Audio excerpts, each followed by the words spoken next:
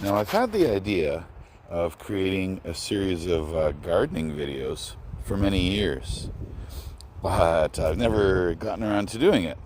And then last year, when my son started his first YouTube channel on his own to share his music videos, we discovered the world of shorts. I never really knew about shorts before, so I figured this would be a nice, easy way to share some ideas about gardening, inspire other people who love gardening, share some tricks and that kind of thing, and engage people to realize that growing our own vegetables as well as flowers to help pollinators is a good thing. So my very first video, this one right now, my very first video, I just simply want to talk about autumn cleanup. And we're doing that here in the spring. It's the middle of March.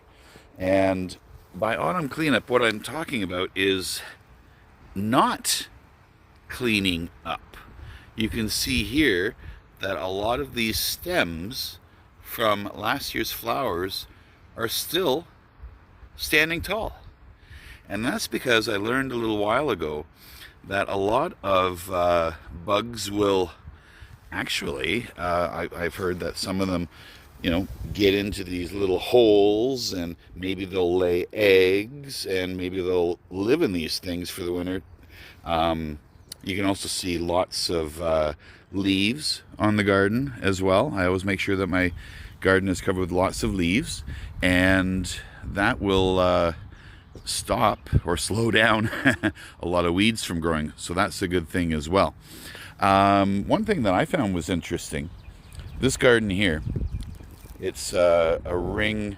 I've got some anemones that grow in here. They're a native perennial and they bloom in the spring. It's very lovely. And then I've got these hostas. Now again, all of these are the flower stems from the hostas, and I leave them.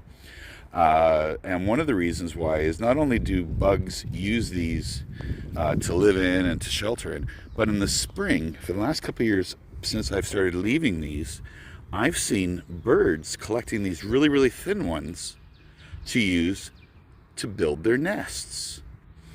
So there's lots of advantages for leaving last year's flower stalks